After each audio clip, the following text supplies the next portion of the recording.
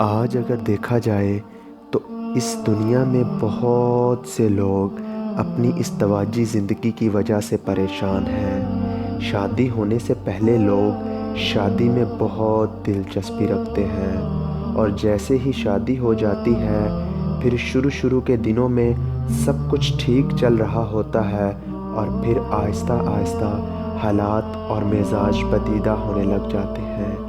اصل میں ایسا ہونے میں کسی ایک یعنی مرد یا عورت دونوں میں سے کسی ایک کی غلطی نہیں ہوتی، اس میں دونوں فریقین برابر کے شریک ہوتے ہیں۔ شادی میرے نبی صلی اللہ علیہ وآلہ وسلم کی سنت ہے۔ اب بات کچھ یہ آتی ہے کہ اس انمول رشتے کو لانگ لاسٹنگ یعنی زیادہ لمبا کس طرح بنایا جائے، کون سے ایسے اصول اپنائے جائیں جن سے شادی بہتر طریقے سے کامیاب ہو سکے اور میاں بیوی میں کوئی درار نہ آئے۔ تو شادی کو کامیاب بنانے کا پہلا اصول میاں بیوی کا بات چیت کرنے کا طریقہ ہے۔ میاں اور بیوی دونوں کو چاہیے وہ ایک دوسرے کی بات کو اہمیت دیں اور سکون سے ایک دوسرے کی بات کو سنیں۔ بعض دفعہ حالات ناساز ہوتے ہیں، مرد یا عورت میں سے کسی ایک کو غصہ ہوتا ہے تو اس صورتحال میں دوسرے فریق کو چاہیے وہ خاموشی کا مظاہرہ کرے اور بات کو بڑے ہی آرام اور خاموشی اور تحمل کے ساتھ سنے اور اس کا جواب دے۔ زیادہ تر تعلقات خراب ہونے کی وجہ ہی تلخ کلامی ہے۔ جب دونوں فریقین آوازیں کستے ہیں تو دلوں میں غبار آ جاتا ہے۔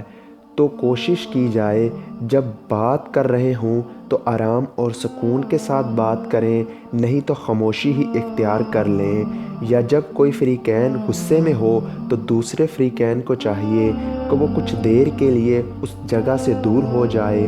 اب شادی کو کامیاب بنانے کا دوسرا اہم اصول چیزوں کی تقسیم ہے۔ اب مرد کی ذمہ داری ہے کہ وہ اپنی زوجہ کے لیے روٹی، کپڑا، مکان اور دوسری ضروریات زندگی کو پورا کرے، اور مرد کو چاہیے وہ اپنے تمام تر معاملات زندگی کے کاموں کو بہتر طریقے سے مینج کرے۔ سارا دن باہر کو کاموں کو انجام دینے کے ساتھ ساتھ کچھ وقت اپنی بیوی کے لیے بھی نکالے، اور جب باہر سے کوئی چیز لے کر آئے تو ہرگز ایسا نہ کرے کہ وہ صرف اپنی بیوی کے لیے ہی کوئی چیز لے کے آئے، بلکہ اپنے باقی گھر والوں کے لیے بھی ساتھ کوئی نہ کوئی چیز لے کے آئے، اور ایسا بھی نہ کرے کہ وہ باہر سے جب کوئی چیز لائے تو وہ صرف اور صرف اپنے گھر والوں کے لیے چیزیں لائے، اپنی بیوی، اپنی زوجہ محترمہ کے لیے کوئی چیز نہ لائے، بلکہ گھر والوں کے ساتھ ساتھ اپنی بیوی کے لیے بھی لے کر آئے۔ تو اس لیے مرد کو چاہیے کہ اس معاملے میں اعتدال سے کام لے۔ اسی طرح بیوی کو چاہیے کہ وہ گھر کے کاموں میں پورا دھیان دے اور گھر کے کاموں کے ساتھ ساتھ اپنے میاں کے چھوٹے موٹے کاموں میں ان کا بھرپور خیال رکھے، جن میں میاں کو کھانا دینا، کپڑے پریس کرنا، اور میاں جب باہر سے آئے تو اس کو پانی دینا۔ یہ چھوٹی چھوٹی چیزیں بہت اہمیت کی حامل ہوتی ہیں اور اس انمول رشتے کو مضبوط بناتی ہیں۔ تو اسی پیش نظر شادی کو کامیاب بنانے کا تیسرا اہم اور آخری اصول جو ہے دوسری تلاش کو ترک کرنا۔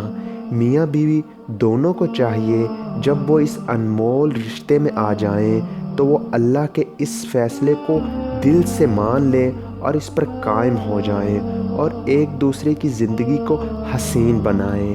ایک بات آپ کو یہاں سمجھنے کی بہت ضرورت ہے، کبھی بھی اپنے فریق اپنے اس انمول رشتے کو کسی دوسرے رشتے کے ساتھ کمپیئر نہ کریں، بلکہ اللہ کی اس تقسیم پر راضی رہیں اور ہرگز ایسا نہ سوچیں کہ دوسرے کے میاں بیوی ایسے ہیں، میرے ایسے ہیں۔